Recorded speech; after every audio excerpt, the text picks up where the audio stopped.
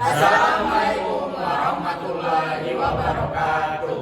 Kami dari kelompok Ginjal 2 akan menjelaskan mengenai sistem ekskresi manusia, terkhususnya ginjal. Bapak. Sistem ekskresi manusia. Ginjal. Ginjal merupakan organ tubuh yang berada di bawah tulang rusuk, di area sekitar pinggang yang sering disebut sebagai buah pinggang.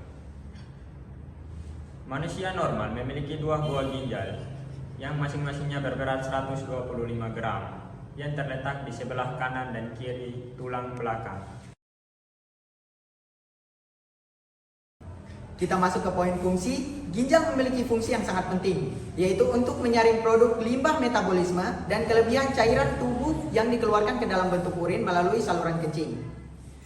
Bagian organ ginjal yang berfungsi untuk melakukan penyaringan darah disebut glomerulus. Sehingga derajat atau stage dari fungsi ginjal dapat dilihat dari laju filtrasi glomerulus atau estimasi glomerulus filtration rate, biasa disebut eGFR. Terdapat 3 fungsi utama dari ginjal. Yang pertama, menyaring darah. Ginjal akan menyaring hasil metabolisme yang terdapat pada darah dan membuang hasil metabolisme yang tidak diperlukan oleh tubuh melalui proses pembentukan urin. 2. Menjaga keseimbangan cairan dan elektrolit tubuh. Asupan cairan yang masuk ke dalam tubuh kita akan dijaga keseimbangannya oleh ginjal. Cairan yang masuk akan dikeluarkan paling banyak dalam bentuk urin. 3. Memproduksi hormon.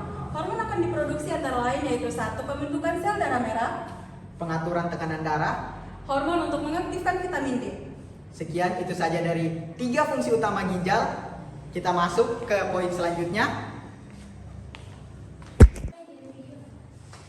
Jenis penyakit ginjal dan penyebabnya. 1. Gagal ginjal kronis. Gagal ginjal kronis atau penyakit ginjal kronis merupakan kondisi di mana penurunan fungsi ginjal secara bertahap selama 3 bulan dan diakibatkan oleh hipertensi. 2. Gagal ginjal akut. Gagal ginjal akut hampir sama seperti gagal ginjal kronis. Pada gagal ginjal akut terjadi penurunan fungsi secara tiba-tiba dan diakibatkan oleh kurangnya cairan dan darah, cedera pada ginjal, atau adanya penyumbatan yang menyebabkan cairan kembali ke ginjal. 3. Batuk ginjal. Penyakit batuk ginjal diakibatkan adanya penumpukan zat dan mineral yang kemudian membentuk batu di ginjal. Umumnya terjadinya batuk ginjal dipicu oleh penyakit asam urat dan infeksi saluran kemih. 4. Infeksi ginjal.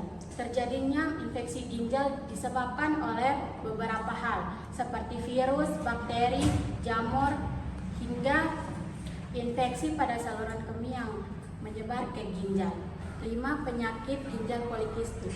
Penyakit ginjal polikistik umumnya ditandai dengan timbulnya kista atau kantong-kantong yang berisi cairan yang disebabkan oleh kelainan genetik.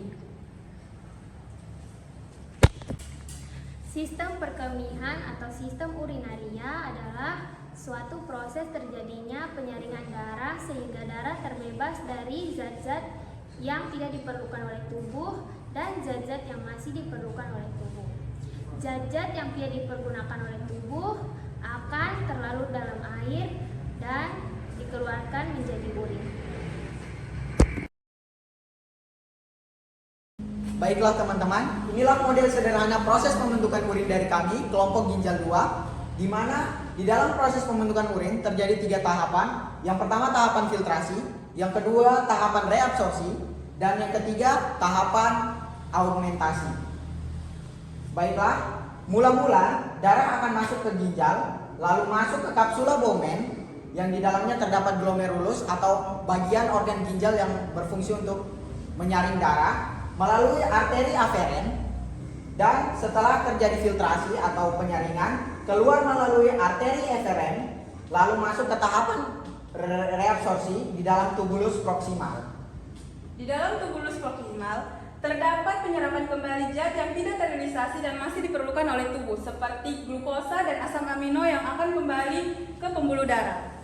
Lalu dari tubulus proksimal turun lagi ke lembung Henle. Di dalam lambung Henle dan duklus pengumpul terdapat penyerapan kembali air sesuai dengan perubahan kondisi cairan tersebut. Reabsorpsi air dalam duklus pengumpul disebut juga dengan proses sekresi karena diregulasi oleh sekresi ginjal.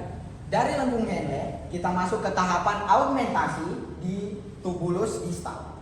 Tahapan ini terjadi di tubulus distal dan duklus pengumpul. Penambahan zat sisa metabolisme yang berlebih dan zat yang tidak diperlukan lainnya akan dikeluarkan bersama dengan urin.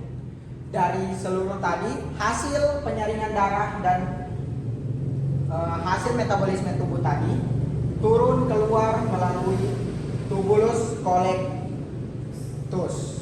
Oke teman-teman, ini adalah proses pembentukan urin sederhana dari kelompok kami.